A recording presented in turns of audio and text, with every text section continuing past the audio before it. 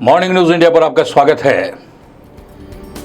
यूं तो कहें तो 1947 में जब बंटवारे की बात आई थी, धर्म के आधार पर बंटवारा हो गया, जो जहां जाना चाहता है वहां चले जाए और पाकिस्तान के अंदर चले गए। और 1956 में जब पाकिस्तान का संविधान लागू हुआ तो पाकिस्तान को इस्लामिक राष्ट्र घोषित कर दिया गया।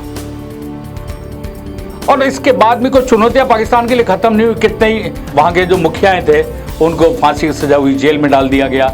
अभी के पूर्व प्रधानमंत्री भी इस समय जेल में पाकिस्तान में है। पाकिस्तान की हालत इस समय ये हो गई कि कोटरों लेकर भीख मांगता फिर रहा चारों तरफ, लेकिन किसी से भी कोई पैसा भी नहीं मिल पा रहा। चीन के रहमो करम के ऊपर उसे जीना मजबूरी बन गई है।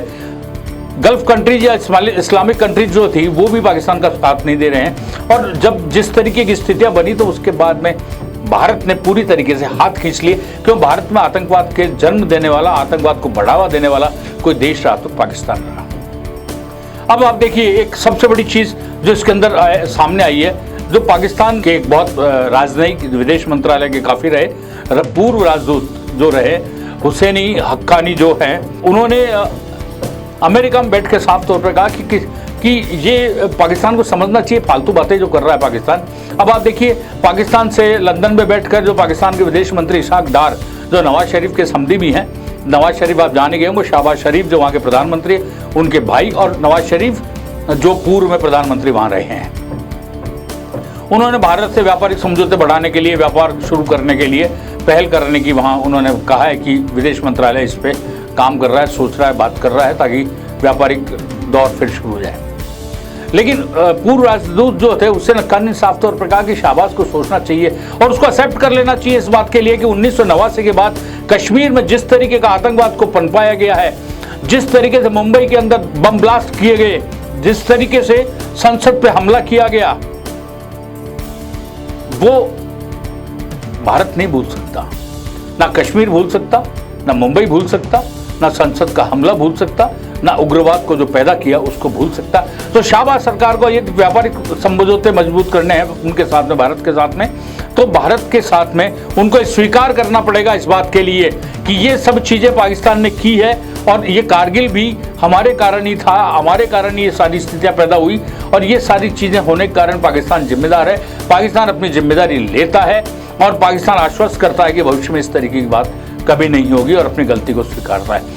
यदि ऐसा करता है तो पाकिस्तान के लिए भारत दिल खोल के अपनी बात रखेगा और पाकिस्तान को वापस गले लगाने की स्थिति में भी आएगा, क्योंकि पाकिस्तान का भविष्य जो है बिल्कुल तरीके से भारत के बिना अधूरा है। चीन की गोदी में जाके कितना भी बैठ जाए, चीन की रणनीति को अभी वो समझ नहीं पा रहा है। ग्वादर के अंदर जिस तरीके की एक नया प्रोजेक्ट बलूचिस्तान में जो चल रहा है इनका, उस चीन उस प्रोजेक्ट के जरिए पाकिस्तान में पूरी एंट्री कर रहा है, वहाँ की प्रॉपर्टीज के ऊपर, वहाँ के एरिया के ऊपर कब्जा कर लेगा। पाकिस्तान को इतना कर्जा दे रखा है क्योंकि वो पाकिस्तान चुकाने की स्थिति में नहीं है और ऐसी स्थिति के अंदर पाकिस्तान का साथ देने के लिए कोई देश चाहिए जो चीन को मात दे सके, तो वो है सिर्फ भारत। और इसलिए ज़रूरी है कि भारत के साथ में अपनी गलतियों को स्वीकार करके पाकिस्तान बात करे तो बात आगे बन सकती है। यानी यह तो साफ है ही, भारत हमेशा से कहता रहा कि कश्मीर में जो उग्रवाद का पैदा किया, जो अलगाववादी ताकतों को प्रश्रय दिया, वो पाकिस्तान। मुंबई हमला हुआ तो उसके अंदर पाकिस्तान, संसद पे जो हमला हुआ वो पाकिस्तान, कारगिल के अंदर युद्ध थोपा गया तो पाकिस्तान। यानी कुल मिलाकर ये जो बीज आतंकवाद का उन्होंने भारत के खिलाफ बोया था, आज वो ही आतंकवाद का जहर, आतंकवाद का जो खौफ है वो पाकिस्तान को लील रहा है। ऐसी स्थिति के अंदर पाकिस्तान यदि ये समझे 2019 में 370 लागू जो थी वो हटाई गई, उसके बाद जो व्यापारिक संबंध खत्म हुए, तो भारत को यदि वो कमज़ोर समझने की गलती कर रहा है तो भूल जाए भारत की जीडीपी कहाँ से कहाँ पहुँच रही है। भारत विश्व के 5वीं आर्थिक बड़ी शक्ति है। 2027-28 तक भारत चौथी से तीसरी शक्ति के रूप में भी आ सकता है और 2047 तक भारत विश्व की सबसे महत्वपूर्ण आर्थिक शक्ति के रूप में खड़ा होगा। ऐसी स्थिति में जब दुनिया की जीडीपी आर्थिक जो है दर वो डाउन हो रही है, वहाँ भारत की तेज़ी से आगे बढ़ रही है। भारत की निडरता, भारत का साहस, भारत की जो ताकतें हैं, भारत का जो विकास का तरीका है, उसको लेकर पूरा दुनिया, इवन यूनाइटेड नेशंस भी अब दंग रह गया इस बात को लेकर। अंतर्राष्ट्रीय मुद्रा कोष और तमाम विदेशी और इंटरनेशनल फाइनेंशियल एजेंसीज भी भारत की ग्रोथ को देखकर दंग है कि आखिर ये हो किस तरीके से रहा है। तो जब कोरोना काल के अंदर सारे देश की आर्थिक स्थितियाँ डाउन हो रही थी, तब भारत की आर्थिक स्थिति उस दौर में बढ़ रही थी। भारत ने कोरोना से न केवल खुद का बचाव किया बल्कि वैक्सीनेशन के जो थे वो कितने ही देशों के अंदर भेजे।